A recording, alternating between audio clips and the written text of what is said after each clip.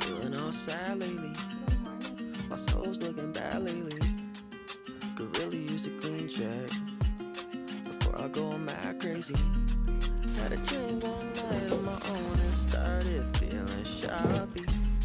I was laying on my bed with the phone in and the ad done got me. Cause I've been feeling all sad lately. New kicks might really change me. They gon' have me looking real wavy. Little swag in my step like got the chill on check like hot drops in my drip like now my feet so fresh. Oh, you have a white belly and a white chin. Hey, Trophy. Hey, Trophy. Sneaks don't trip or I'm going crazy. Think I had a sip. There's some little geos. Guess I shouldn't buy it when I'm all easy. I got drunk one night on my own and started feeling shoppy. Yeah. Don't know if I was buying This great Ted. Must have been real confused. But I'm still gonna rock these shoes. Hey guys, it has been a really long while since our last vlog. Needless to say, a lot has happened, and I kind of thought that like an update, you know, like an overall update video was kind of in order. To like hop back into things, I wanted to put together this big vlog. I don't even know if it's gonna be that big, but it's gonna be something for you guys, you know, to kind of like put us back into the swing of things. Without further ado, here is our update vlog, and you will hopefully be able to enjoy our weekly vlogs again right after this gets uploaded. So let's get into it. I guess as a slight, just like slight little word of caution, this video does get a little heavy. This year has been a toughie, man. I think you've already seen some of the fosters here that you haven't seen before, and that's because we have more kittens and fosters than we've ever been able to take on before. Part of this video is introducing you to them, and they're all grown up now. Still little, but you know, grown up. We've had most of them since they were, you know, like a week old, days old, a day old in some cases. So meet the kids, you know. Does that taste like anything, you know?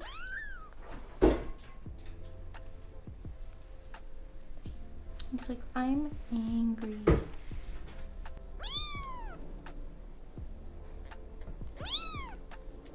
Basically, this all started with Mama Baker's litter. This lady messaged us about a group of kittens that she decided to bring inside. They were all within, I think, about a week old. She claims that there was 7 kittens and she thinks 2 of them didn't make it, and she brought in 5 because she was just worried about their ultimate, like, you know, safety.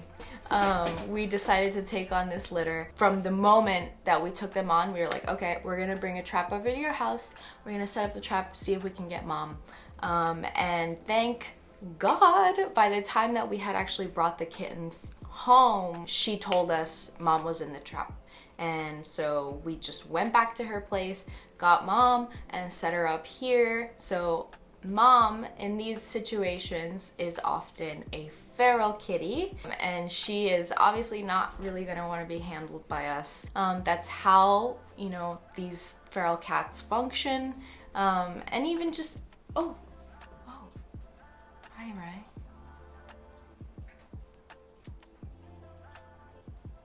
Yeah? Cool. Thanks. Oh, okay.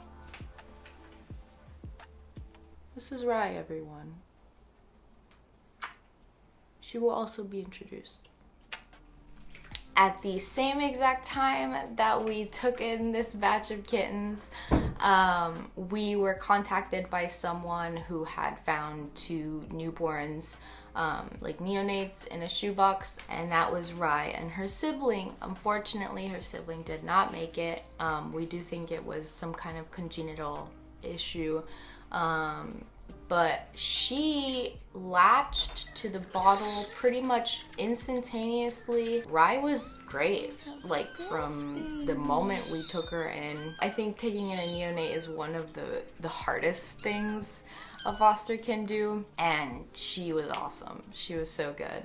And then Mama Baker, who is the mom of the 5 kittens, just a short while after, her feeder, like the lady who had contacted us originally, found a lone kitten in her yard. And this was just, these stories were all over the place. I didn't even know what was going on. There was a lone little kitten. We could not find a litter at all, and we took him in, and that was Bendel, who is just the sweetest little boy ever. He was about a week old also. He was a tricky one. He had some kind of URI. You know, he had a pretty nasty cold. He would recover, it would come back. He had tons of tummy issues as a baby. He's so good. Guys. Yeah. You gotta wake up. You gotta put your back. So that puts us at 7 kittens right now, right? And this is all within the span of about a month and a half to 2 months. But summer's coming, convention season's coming, and we have so many babies, and it just goes up from there. So basically, right after we got Bendel, we also kind of kept setting up traps. Or we caught Bendel's mom, and we wanted to see if she would take to feeding him and to taking care of him, but she just like was not having it. She was so nervous, so we were just like, okay, we're gonna bottle feed and take care of Bendel ourselves, and let's get this little lady, you know, spayed and released back to her colony. While we were TNRing like other cats in her yard, we trapped a cat that was already TNR'd. And it seemed like there was someone else near her that was TNRing some of the cats, but one of the moms that had been TNR'd had kittens that were already weaned. They were, I want to say, about 7 to 8 weeks old, and that was Hala and Baguette. So at first we were actually kind of worried that we weren't going to be able to get these 2 kittens, because the lady that we were working with became kind of apprehensive about trying to trap them. Whatever, it was, you know, the hardest part about doing rescue work is dealing with people. We were kind of pleasantly surprised because she left a playpen out on her patio, and Hala and Baguette decided to just sleep in it. So we just zipped it up and we put them in a trap or a carrier or something, and we took them home. Basically, by this point, we were like, okay, we cannot have more kittens, okay? We're full. We have already a bunch of adults, and we just can't. And conveniently enough, I was washing the car one day at like one of those, you know, the car washes that have like the hose that you do it yourself or whatever. And I was there for maybe almost an hour, and by the time that I had just finished doing the car, I drove it out. I finished vacuuming. I was just throwing out trash in the car. These 2 little kittens just walk up to me. These 2 little tuxedos, and that's Beamer and Bentley. Literally, they just walked up to the car, and I was like, oh my God. And I literally just grabbed them. I grabbed Beamer first. I kind of like rushed at him.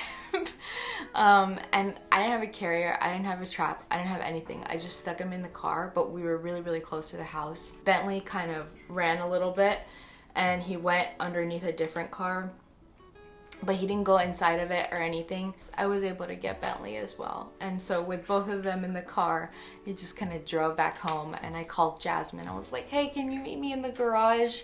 with a carrier, and that is how we ended up with 11 kittens. Yeah, at this point we were just totally swamped. We were just kind of trying to get sleep in where we could. After that, I think is kind of where I would say tragedy struck. It's still really kind of difficult to talk about, not gonna lie. Literally not long after we, had all these kittens and took on this huge load, Geo ended up getting very spontaneously sick. At the end of June, he just, one day, completely out of nowhere, he was pretty much lethargic the entire day, didn't want to eat, and it got to the point where late that night we were like, all right, this is really weird. We're gonna take him to our emergency vet and try to figure out what's wrong. His temperature was low. They did blood work. His white blood cells were high, which literally just means that his body's responding to some sort of infection. At that point, we were like, okay, there's clearly other tests that we need to do because it could be anything. We were really worried, okay, maybe he ate something poisonous. Basically, over the course of 2 or 3 days of going back and forth with the ER vet, doing different tests like x-rays, she came back to us saying, okay, so he has a lot of fluid in his chest and his abdomen. More often than not, fluid in the chest or abdominal cavities means FIP. It is and has almost always been considered a death sentence for cats, up until maybe 2 or 3 years ago, where this drug was approved in the UK. FIP is basically a type of COVID, but so to easily explain this, I guess, is 90% of cats have a thing that you would call coronavirus or herpes, that kind of stuff. A lot of times they don't show any symptoms, but they have it. It's just super, super, super common. And down the line, that in their body can basically mutate and just become FIP. So making a vaccination for FIP is extremely difficult because it's such a genetic clusterfuck. We already knew okay, there's this drug that we can get that's not necessarily we can't get it through our vet, but we know where to get it. It's very expensive. The treatment is really, really costly, but there's so many groups and so many people out there that are willing to help. FIP Warriors, we joined almost right away their Facebook group, and they basically get you in touch with people in your area that can get you the medicine quickly while whatever you order is on the way, because FIP is a very fast moving disease. Long story short, we were able to get some medicine for free actually from someone local to us, which was really, really, really, really insanely helpful. And we got him on this dosage right away. He had been on day 2 and was already starting to, so normally this vaccine or this shot requires 84 days straight of this medicine. He was on day 2 and he was already showing signs of improvement. But the issue is that oftentimes the fluid doesn't really begin to leave their body until a week after they're on these medicines. And I think basically what ended up happening is that he had the medicine couldn't do enough fast enough. And by the 2nd or 3rd day, I think he just really couldn't handle it anymore. I know a lot of you guys know Geo and know his backstory with us, but Geo was our first ever foster, really, technically. He was a neonate, he was a preemie, he was the only survivor, and we had to tube feed him. He had all sorts of issues as a baby, and he grew up into this super happy, healthy cat, so loving, man, would reach up and ask for hugs, loving, and I mean, a lot of you guys got to see him, and I think that's at least like what I value so much, is that we have so many memories of him. We have so many videos and pictures. It's really fucking hard, man. And he was only 3 years old. He was about a month away from his 4th birthday. And I think losing, you know, a loved one so suddenly is like probably one of the hardest things anyone can go through. Gio going from happy and healthy to gone in like 3 or 4 days. And that was just fucking... So basically, after that, we were just destroyed. I don't know really how else to explain like that level of grief. Dealing with that loss was like... And the week after, we had MetroCon that we need to work because conventions are a huge source of income, right? And it was just kind of nonstop after that.